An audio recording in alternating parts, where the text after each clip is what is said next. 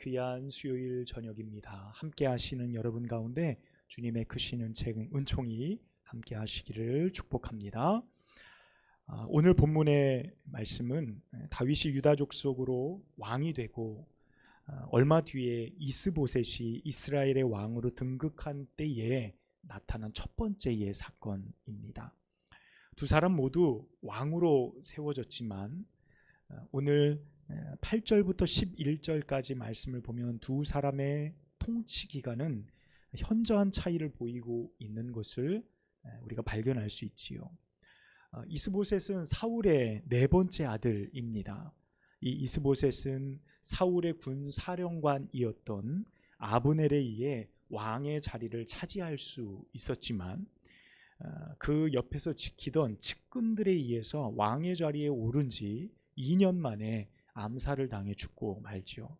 그에 반해 다윗은 유다 족속의 왕으로 세워져 7년 6개월 그리고 통일된 이스라엘에서 왕으로 33년으로 도합 약 40년 정도의 왕정 통치 시대를 열어가는 그런 왕으로서 이스라엘 가운데 지금도 기억될 만한 왕으로 많은 사람들이 회자되어지고 있지요.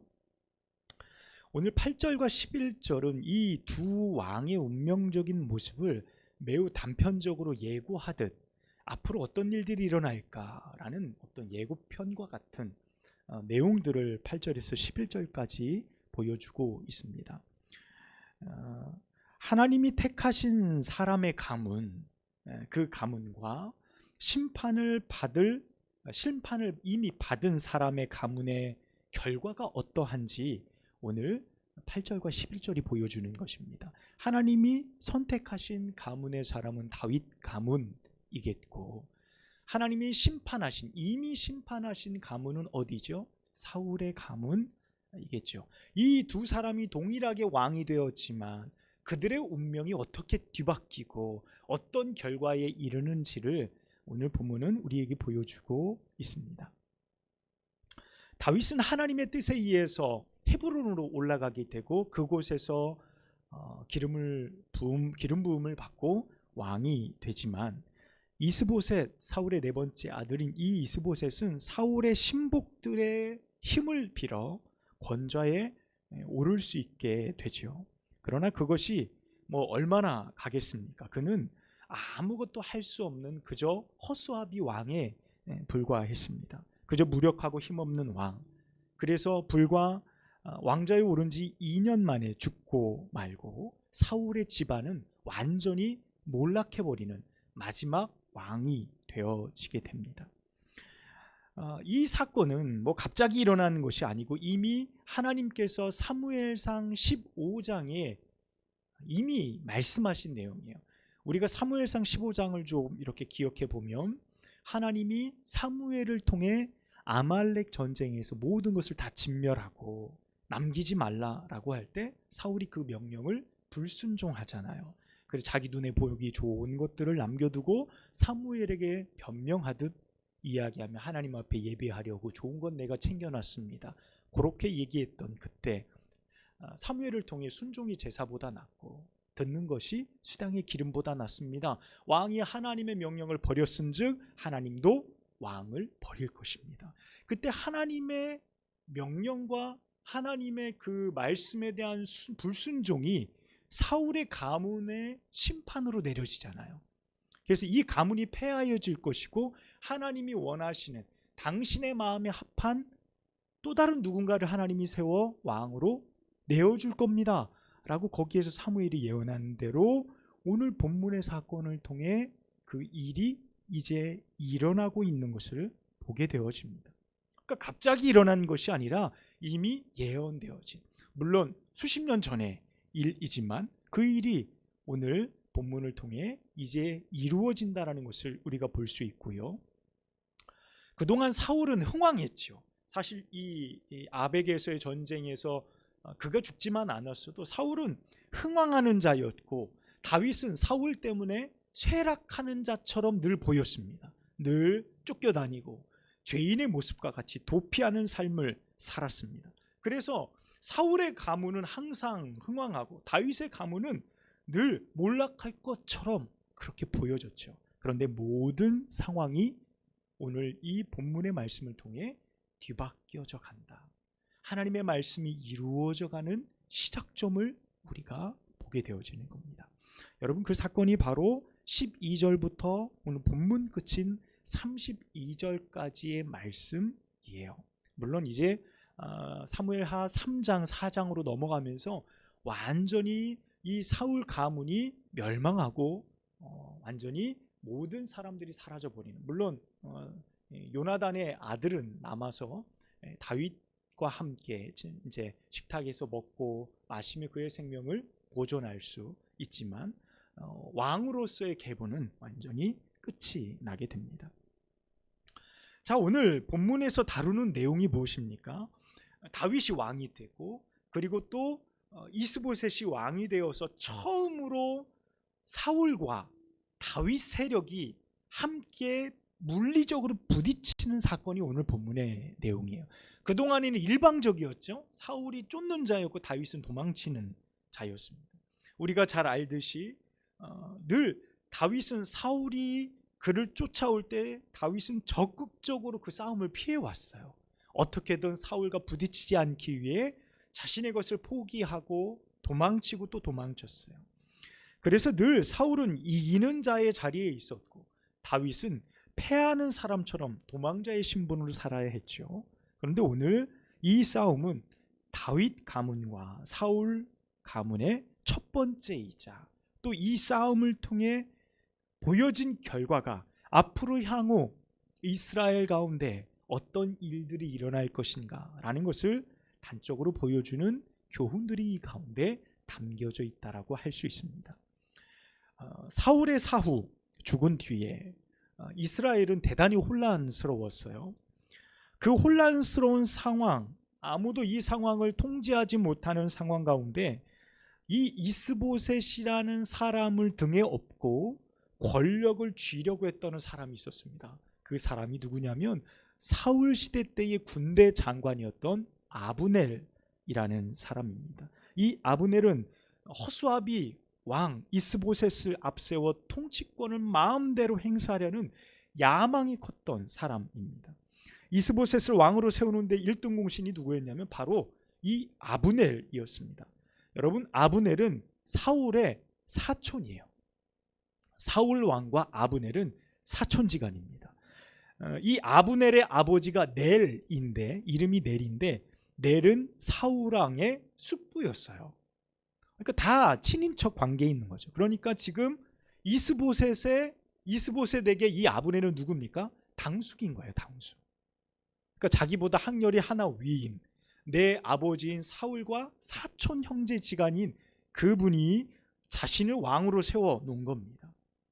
그래서 무엇인가 내가 이 사람을 세워놓고 육촌 조카인 이 사람을 세워놓고 나의 욕망을 내가 마음대로 이루어낼 수 있겠다라는 계산이 아브넬에게 있었던 거죠. 자, 그런데 어떻습니까? 우리가 이제 앞으로 나눌 말씀이나 오늘 본문의 내용을 통해서 우리가 조금씩 알아가게 되는 것은요, 이 아브넬이라는 사람이 계획을 세우고 내가 그렇게 돼야지 이런 방향으로 분명히 될 것이다 기대했던 모든 것이 그의 뜻대로 된 것이 아무것도 없어요. 이루어질 수 있는 것들이 아무것도 없었고 사람의 힘으로 되어진 것이 아무것도 없었음을 볼 수 있습니다. 여러분, 오늘 우리는요, 이 본문 안에 일어난 기브온 연못가에서 이루어진 이 전투를 통해 우리는 어떤 하나님의 뜻을 발견해 볼 수 있을까요? 우리에게 주신 하나님의 말씀은 무엇일까요? 저는 여러분과 본문 안에서 이 기브온 전투를 통해 세 가지의 교훈을 함께 발견해 보고자 합니다. 여러분, 그 첫 번째는 한 공동체의 다툼은 아무 유익도 얻을 수 없다는 것입니다. 자, 사울 왕이 죽고 난 뒤에 유다 족속을 제외한 북이스라엘의 11지파는 대단히 혼란한 정세에 있었습니다. 그 정세를 틈타 권력을 잡으려는 사람들이 많이 등장했죠. 그 중에 대표적인 인물이 바로 아브넬이라는 사람입니다. 그는 당시의 전략적 요충지죠. 이 기브온이라는 연못가, 뭐 이스라엘이란 나라는 물이 더없이 중요한 나라이기 때문에 물이 샘솟는 연못이나 과거부터 전통적으로 물이 계속 모이는 장소를 전략적으로 얻는 것, 빼앗고 그것을 획득하는 것은 대단히 중요한 일이었습니다. 뭐 그건 군사적인 행동의 명분이 되어지기도 하고요. 자, 어쨌든 그런 핑계로 지금 이 아브넬이 군사들을 이끌고 국소전을 치르게 되어지는, 작은 전쟁을 치르게 되는 겁니다. 이 핑계를 통해서 이제 아브넬이 군사적 욕망을 드러내는 겁니다. 이 전쟁은요, 정세 파악에 둔했던 이스보셋의 어떤 의중은 거의 반영되어지지 않았고요. 다분히 아브넬이라는 사람의 생각 속에서 일어난 거예요. 그러니까 11지파를 다수의 지파의 수를 내세워서 유다 족속을 복속시키고 자신의 세를 과시하려고 하는, 그래서 자신이 가지고 있는 지금 굉장히 혼란한 틈을 타서 입지를 세워가려고 하는 아브넬의 정치적인 욕망이 거기에 담겨져 있었다는 거예요. 자, 그런 개인적인 욕망이 어디까지 번지죠? 자기 동족인, 자기 같은 12지파 안에 동족끼리 싸움하며 피를 흘리는 전쟁으로 번지게 되는 거예요. 한 사람의 그릇된 욕망이 그런 결과를 가져오게 된다는 겁니다. 14절에서 17절 말씀이 그러하죠. 여러분, 14절 말씀 우리 함께 읽어볼까요? 14절 시작. 아브넬이 요압에게 이르되 원하건대 청년들에게 일어나서 우리 앞에서 겨루게 하자. 요압이 이르되 일어나게 하자 하매. 아멘. 자, 이 싸움의 시작을 누가부터 하는 겁니까? 아브넬이 요압에게 젊은 군사들을 일으켜서 서로 한번 겨뤄보게 하자. 12명씩 세워서 싸움의 분위기를 고조시키고 있는 장면을 우리가 14절에서 볼 수 있습니다. 자, 이로 인해서 유다지파와 나머지 11지파의 젊은 청년들이 서로 동족임에도 불구하고 각자의 어떤 지휘관의 이해관계에 맞물려서 서로 칼을 겨누고 싸워야 했다라는 거죠. 여러분, 그 결과가 어떻게 됩니까? 유다는 몇 명이 죽죠? 이 전쟁에서, 이 국소전에서 일반 군사가 19명이 죽고 요압 장군의 동생이었던 아사헬이 아브넬에 의해서 죽어서 유다 족속은 20명이 죽고요. 이스라엘 11지파는 무려 360명이 죽는 결과를 가져옵니다. 그러니까 완전히 어떻게 보면 대패를 한 거죠.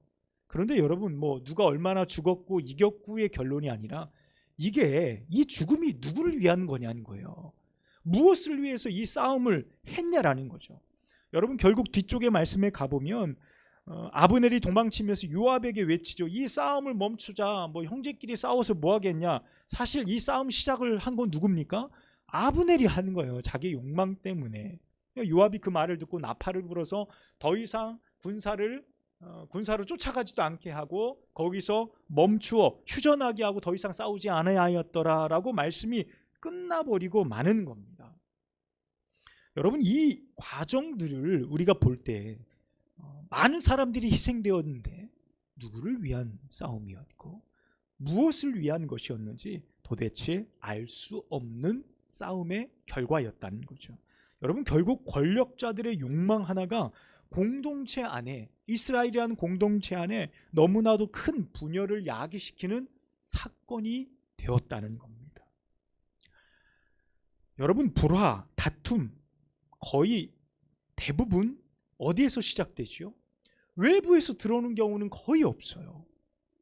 여러분, 공동체가 무너지고 공동체에 어려움이 생기는 것은 언제나 내부에서부터 시작이 되어집니다. 여러분, 가정의 불화들, 교회의 어려움들, 우리가 속한 여러 공동체 가운데 어려움들은 어떤 겁니까? 그 내부 안에 구성원들 안에서의 문제, 그 안에서의 서로 가운데 이해관계의 문제, 어떤 사람의 욕심과 욕망에 관한 문제, 이런 거를 통하여서 공동체가 어려움을 겪는 것을 우리는 굉장히 많이 보게 되어집니다. 하나님께서 세우신 공동체인 교회의 분열도 역시 작은 어느 특정 사람들의 욕망이나 욕심과 그릇된 생각 속에서부터 시작이 되어지기도 하죠. 여러분, 언제나 외부에서 닥치는 어려움이 내부를 망가뜨리지 않아요. 공동체를 무너뜨리지 않아요. 더 서로 함께 힘을 합치고 이겨내고 고난을 이겨내 더욱 강성해지지, 무너지지 않지요. 그러나 언제나 공동체를 와해시키는 것은 그 안에서부터 시작되는 일이라는 것을 알 수 있습니다.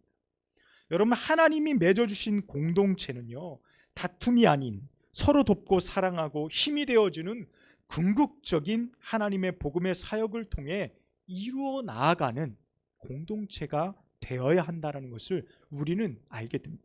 여러분, 결국 오늘의 싸움으로 누가 무슨 이익을 얻었습니까? 이긴 요압이 이익을 얻었을까요? 아니면 전쟁을 해서 그래도 이 정도면 나의 세를 과시했겠지, 아브넬이 얻어간 것이 있겠습니까? 아무런 유익도 없는 결과로 끝나버린 이 사건, 여러분, 한 공동체의 다툼, 그 어떤 유익도 얻을 수 없다라는 것을 오늘 우리는 이 말씀을 통해 깨닫게 되어집니다. 여러분, 두 번째는요, 하나님이 세우시면 이길 자가 없다는 것입니다. 자, 오늘 국소전의 전반적인 상황을 보면 어떻습니까? 여러분, 전쟁은 소위 군사가 많은 사람이 훨씬 유리해요. 군사가 많고, 그리고 더 잘 훈련된 군사들, 그리고 많은 좋은 무기들을 가지고 있고 좋은 전략들을 가지고 있으면 이길 수 있는 확률은 훨씬 더 많이 올라가게 됩니다. 자, 오늘 유다와 유다 족속과 11지파인 아브넬이 수장이 되어서 모인 이 사람들, 이 두 부류, 이 두 군사들을 보면 어디가 이길 가능성이 높나요? 그냥 단편적으로 보면 당연히 이스라엘 11지파가 지파 수도 많고, 여기가 나라를 다스렸어요. 40년 동안 사울 왕과 함께 아브넬은 처음부터 군사장관, 군사령관이었기 때문에 그동안 수많은 전쟁을 지휘하고 통솔했던 자입니다. 그와 함께했던 많은 군사들이 얼마나 많았겠어요? 전쟁의 경험도 많고 무기도 더 좋았겠죠. 여러분, 모든 면에 있어서 유다 족속이 열세예요. 이 싸움에서 내가 싸워서 이기리라 생각하지 못합니다. 아브넬도 그것을 정확하게 알고 있었기 때문에 싸움을 걸어온 것이겠지요. 자, 그런데 어떻습니까? 오늘 국수전의 결과가 어떻게 끝나죠? 누구도 예상치 못한 전혀 다른 양상으로 끝나버리고 말아요. 유다가 이기고, 어떻게 보면 이스라엘이 참패해 아브넬이 도망치는 장면, 그 도망치는 아브넬을 누가 쫓아가죠? 요압의 동생인 아사엘이, 발빠른 들로르 같은 아사엘이 쫓아가다가 거기서 전사하는 장면을 우리가 말씀을 통해 보잖아요. 먼저 싸움을 걸어온, 어떻게 보면 이길 수 있으리라 세적으로도 그렇고 경험적으로도 그렇고 모든 상황 속에서 그래 될 수 있겠다라고 생각했던 이 아브넬이 결국에는 지고 마는 결과를 가져오게 되어진다는 것입니다. 하나님은 사울 이후 다윗에게 기름을 부어 이스라엘의 왕이 되도록 이미 계획하셨습니다.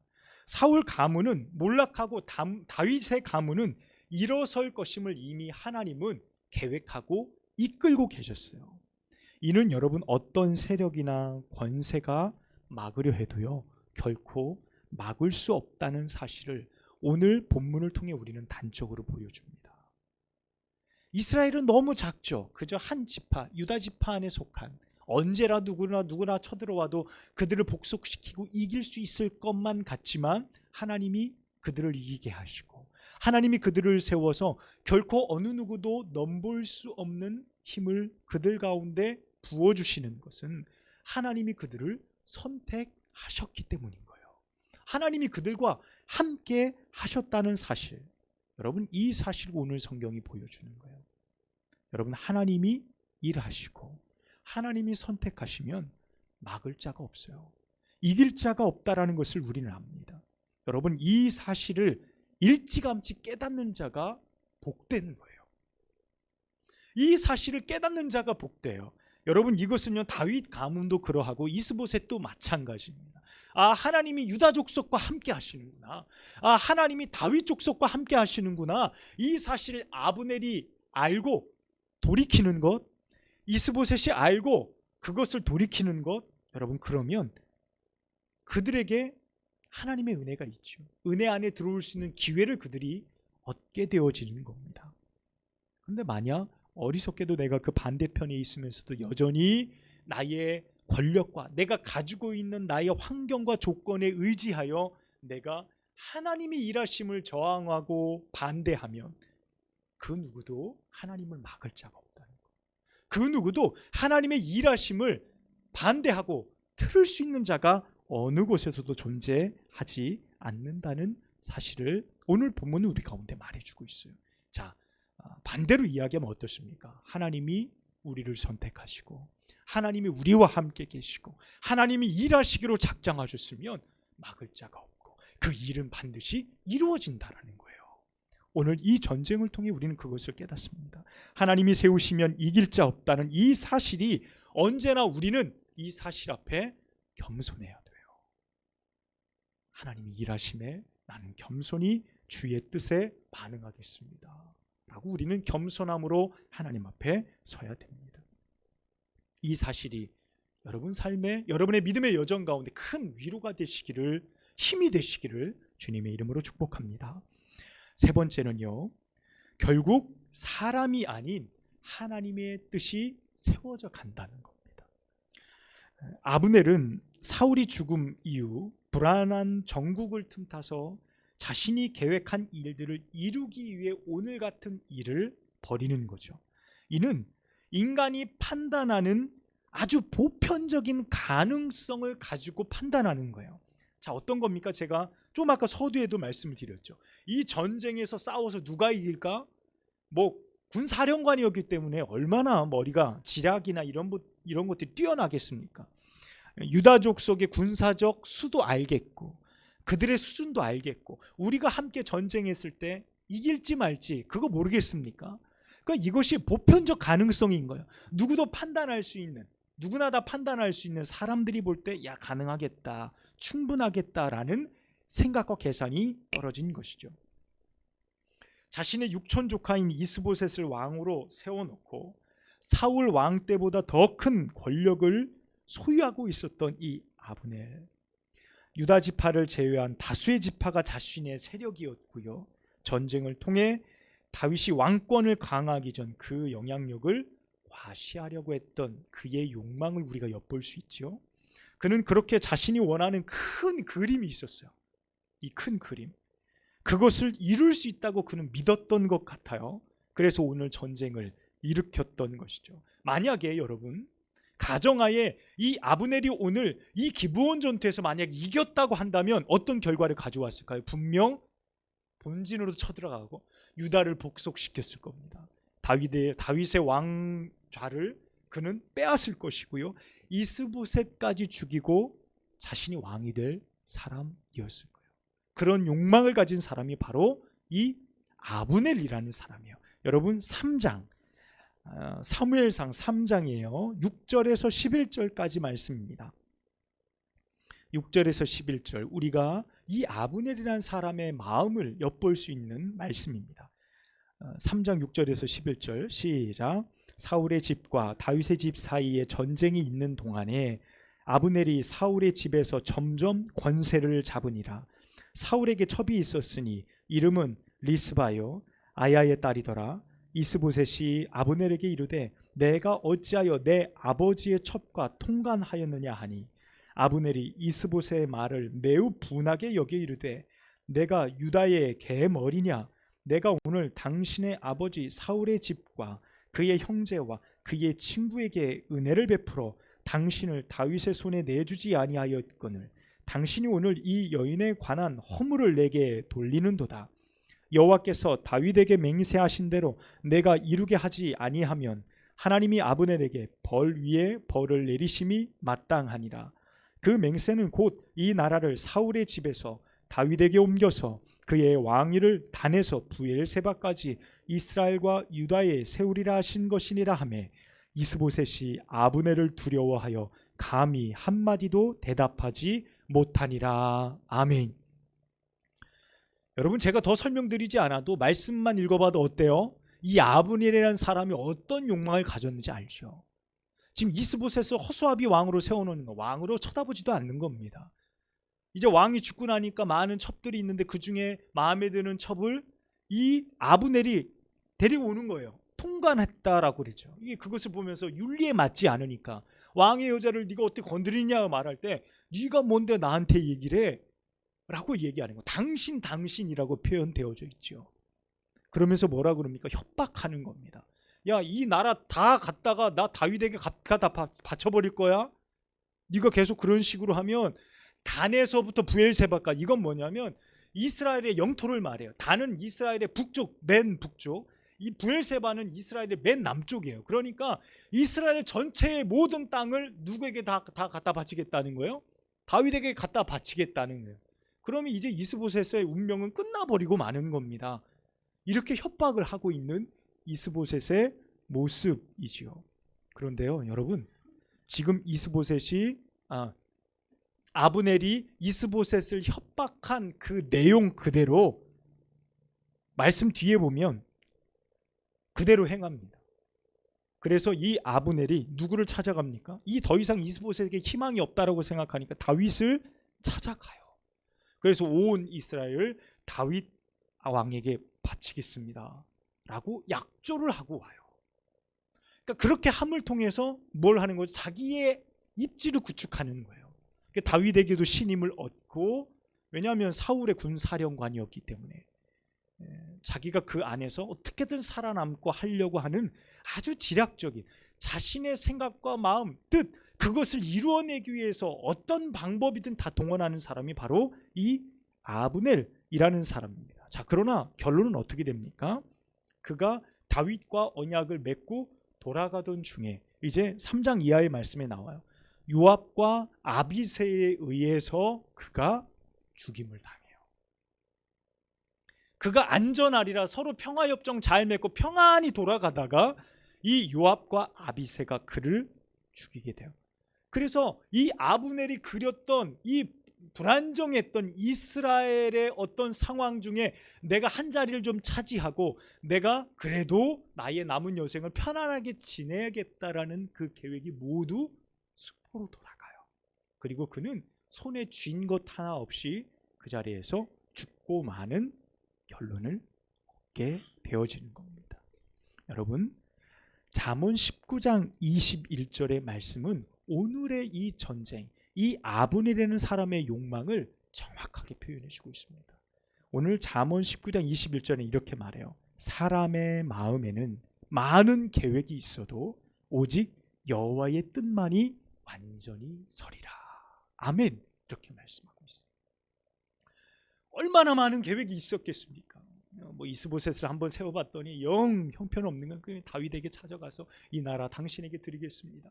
인간의 수많은 계획과 뜻, 그러나 그가 착각했던 것이 있어요. 이 나라는 누구의 것이죠? 자신의 것이 아니라 하나님의 나라. 하나님의 나라라는 것은 곧 하나님의 뜻대로 완성되어지고 서가는 나라라는 사실을 착각했다라는 겁니다. 여러분, 사람은 불완전한 가능성에 의존하며 살아가지만 믿음은 하나님의 이루심을 의지하며 살아가는 것입니다. 믿음의 사람은 결코 우리가 가지고 있는 재력과 가능성에 의지하여 이것이 이루어질 것이라고 믿으며 살아가지 않습니다. 아무리 내가 완전한 환경을 가지고 있다고 할지라도 오늘 잠언의 말씀과 같이 하나님의 뜻만이 서는 거예요. 하나님의 일하심만이 온전히 서는 것입니다. 그러므로 우리는 우리의 삶을 통하여 하나님의 뜻을 구하고 하나님의 뜻을 찾아 살아갈 분명한 이유와 목적이 있다라는 사실입니다. 사랑하는 여러분, 오늘 이 기본 전투를 통해 오늘 하나님이 우리에게 주시는 음성이 무엇일까요? 오늘 세 가지를 통해 우리가 함께 나누었습니다. 우리가 누구보다 하나님을 신뢰하며 의지하는 삶을 살 수만 있다고 한다면 우리는 결코 아브넬과 같은 어리석은 선택이나 결단을 하지 않을 수 있을 것입니다. 왜 그렇습니까? 결국 인생의 모든 일은 사람이 아닌 하나님의 뜻만이 완전함으로 서기 때문입니다. 우리는 그것을 신뢰합니다. 할렐루야. 우리는 그것을 믿습니다. 그렇게 되어지기를 우리는 소망하고 그것을 바랍니다.